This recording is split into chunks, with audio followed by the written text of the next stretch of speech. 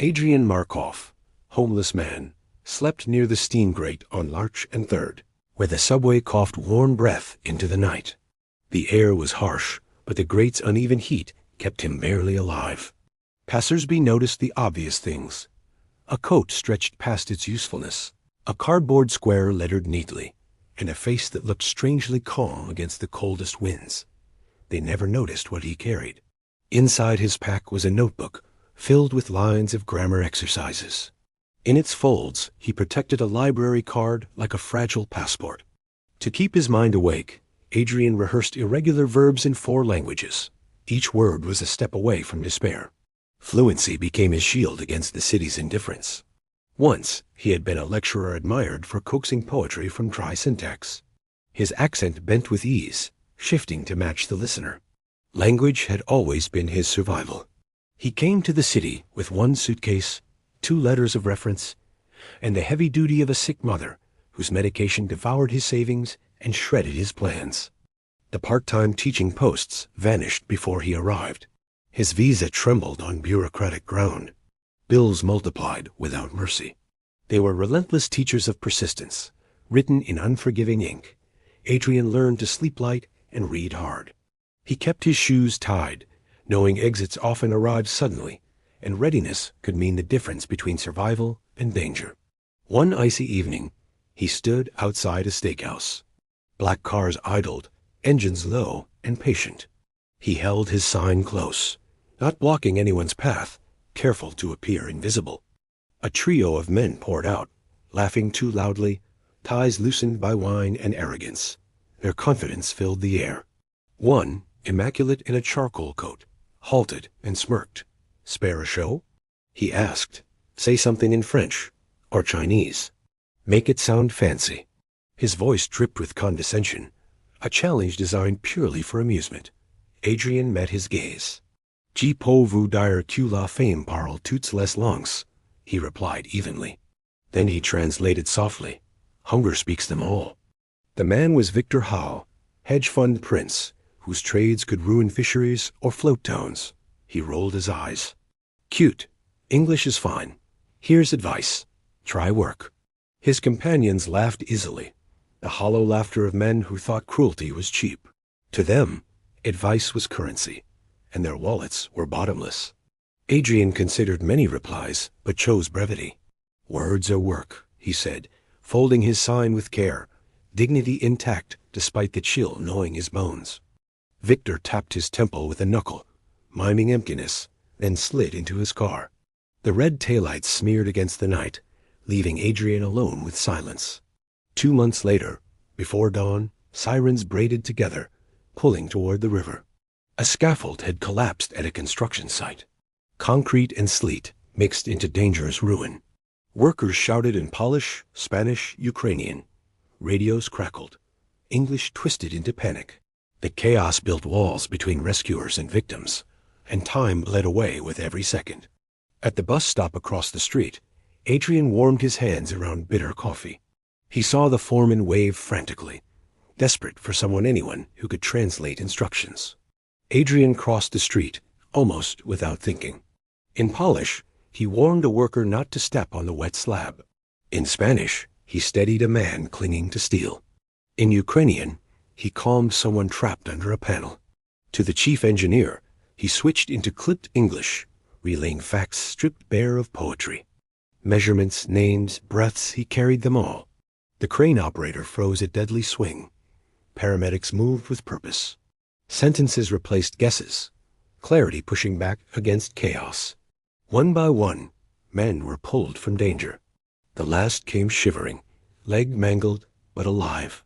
The chief clapped Adrian's shoulder hard enough to bruise. "Where'd you learn that?" he asked. Adrian smiled. "Libraries," he said simply, because the truth needed no ornament. Short answers were often strongest. A journalist nearby recorded 30 seconds. A homeless man translating panic into safety, saving 7 lives. By noon, the footage was everywhere. By sunset, the city wanted him. Officials called the library, asking for the man in the blue scarf.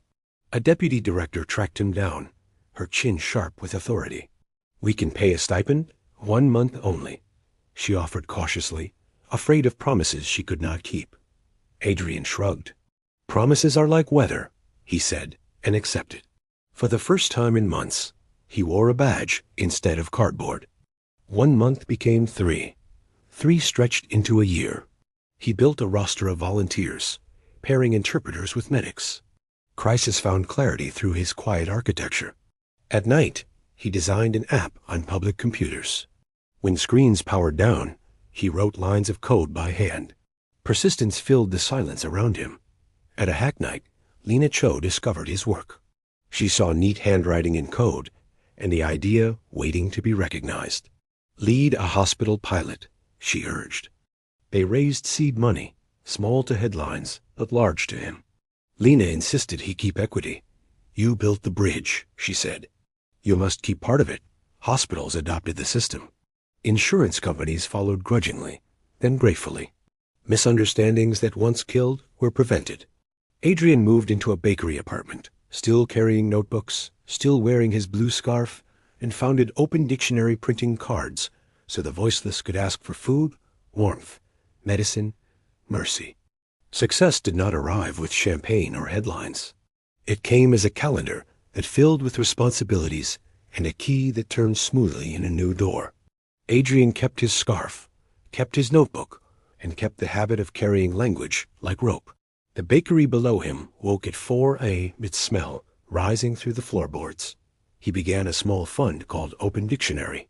Out of it, he printed laminated cards for shelters, phrase sets that taught people to ask for warmth, food, medicine, mercy. The cards spread quickly. Caseworkers told him they were lifelines in miniature, words turned into tools. Adrian simply called them bridges small enough to carry. Invitations came. He attended city dinners where his name was printed on folded cards. No one asked him to move along. He entered rooms as someone expected. Across one such room, a man in a navy suit frowned at the seating chart, as if it owed him an apology. The name was Victor Hall. Victor's hedge fund had collided with storms indifferent to wealth. A partner had vanished with assets and promises. Regulators arrived with sharp patience. Leverage had turned to math. News feeds were merciless. Former allies stopped replying. Victor poured himself wine that tasted like regret, rehearsing excuses as if they were mantras. Then he looked across the hall and saw Adrian. The blue scarf was still there, now surrounded by nurses and city officials who thanked him as if gratitude were currency. Recognition tilted Victor's jaw. He told himself stories about luck, about accidents, about timing. He did not consider skill, discipline, or the grammar of repair. Adrian noticed him, but gave no sign. He had learned long ago that recognition could wait. The evening moved forward, full of handshakes, notes, and quiet laughter. Months later, Adrian incorporated a foundation under the Open Dictionary name. He hired 2 caseworkers who knew that listening itself was a tool sharper than any lecture. He kept a desk at the startup. Products needed him where sentences meant consequences. Hospitals expanded their contracts. Shelters adopted his laminated cards. The bridge grew sturdier. He took the subway even when cars were offered. Humility felt different when chosen. Commuting was still practice each overheard phrase, another lesson in the city's vast classroom. Once a month, Adrian returned to Larch and Third. He carried books in 6 languages and a thermos of tea. The grate still breathed steam like an old companion. One March afternoon, under a sky uncertain about spring, he saw a man crouched on the grate. The haircut had stopped being expensive 10 days earlier. The suit hung like a memory. The shoes remembered carpets. The face was thinner, older, but still familiar. Victor Heil sat there, hands cupped around nothing. For a moment, Adrian simply watched. Recognition came like a chord. Memory, judgment, choice. Then he crossed the street with hands open and voice steady. "Do you want tea?" Adrian asked. Victor blinked, as if the words had subtitles. "Do I know you?" He said slowly, squinting. "You're the polyglot from the internet." Adrian corrected gently. "From the scaffolding." He poured tea into a paper cup and held it out. Pride arrived late and loud. "I'm fine," Victor said automatically. A gust of wind made the lie shiver. Adrian waited until Victor's hands accepted the heat. A lot can change in a season, Adrian said quietly. Sometimes the wind changes first. Victor's mouth pinched. It wasn't the wind. It was a man with a pen. An investigation before facts. Very boring. Very devastating math. He laughed once, without joy. You must be enjoying this, Victor added. Adrian thought of the steakhouse, of the subjunctive whispered to no one, of the men calmed with words. Enjoyment is not the word, he answered. I remember your face. And I remember that everyone is more than their worst day. Victor studied him carefully. They froze my accounts. The car's gone. The apartment will follow. Friends are busy. I haven't told my daughter. Meetings don't fix corners. Corners can be beginnings, Adrian said. I can offer 3 things. Food, a shower at a place that asks no questions, and a phone call someone will answer. Victor swallowed. I didn't give you $1 that night, he whispered. Adrian smiled. You gave me a sentence to carry. I learned what to do with it. They walked 2 blocks to a community center. The receptionist looked at Victor's suit and Adrian's face and chose to read reality, not appearances. She handed over a towel and a locker code. Adrian called a director he trusted. I have a man who needs a bed without lectures, he said. The answer was yes. Across the street, Adrian bought 2 bowls of soup. They sat in the window. Victor ate slowly, pride and hunger battling with every spoonful. Between bites, he asked, Do you think I deserve this? The fall, the corner, the way people don't look at me now? Adrian set down his spoon. Deserve is dangerous around suffering. Sometimes we earn consequences. Sometimes they fall on us. A better question is what you can build, and who will answer when you call. After the soup, Victor leaned back, exhaustion visible even beneath his stubborn pride. Do you think I can climb out of this? He asked, voice low. Adrian answered carefully. Not by climbing alone. But there are hands, tools, and words. That's how repair begins. You're not the first, and you won't be the last. They finished their meal in silence. When Victor stood, his posture betrayed fatigue more than defeat. Adrian guided him back to the shelter, steady but without pity. At the desk, Adrian signed Victor's name on the line that mattered.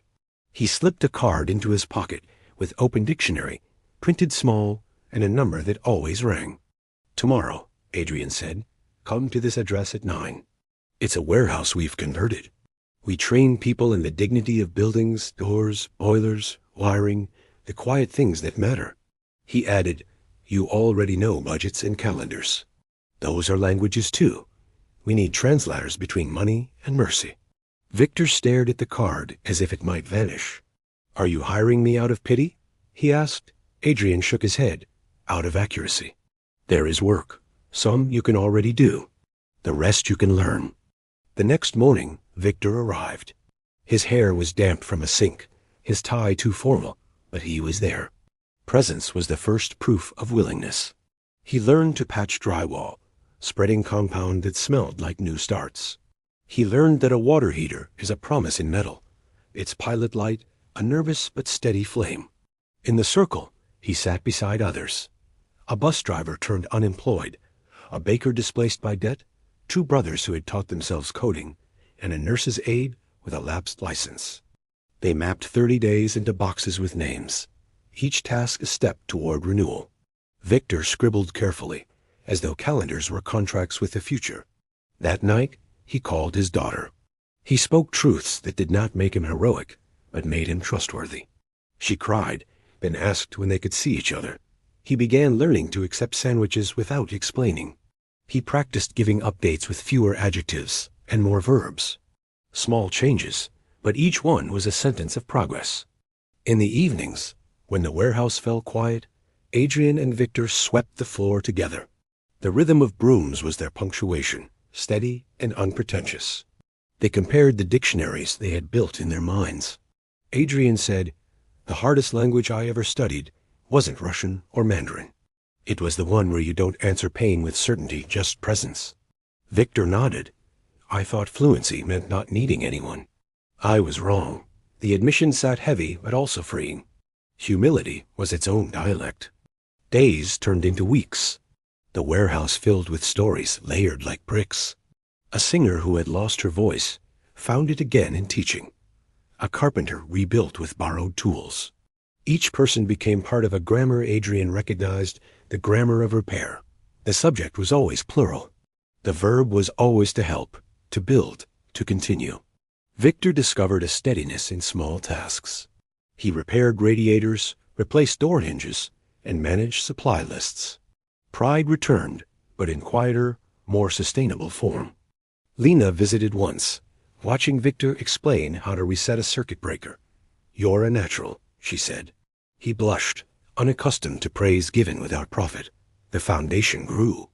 Hospitals deepened contracts. Shelters reported fewer crises of silence. The laminated cards spread into pockets, purses, and walls.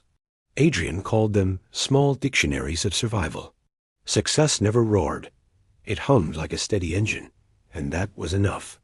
Adrian kept his notebook filled with short sentences, each one a reminder that language could rescue. One evening, Victor asked, "Do you think people will ever look at me the way they used to?" Adrian considered.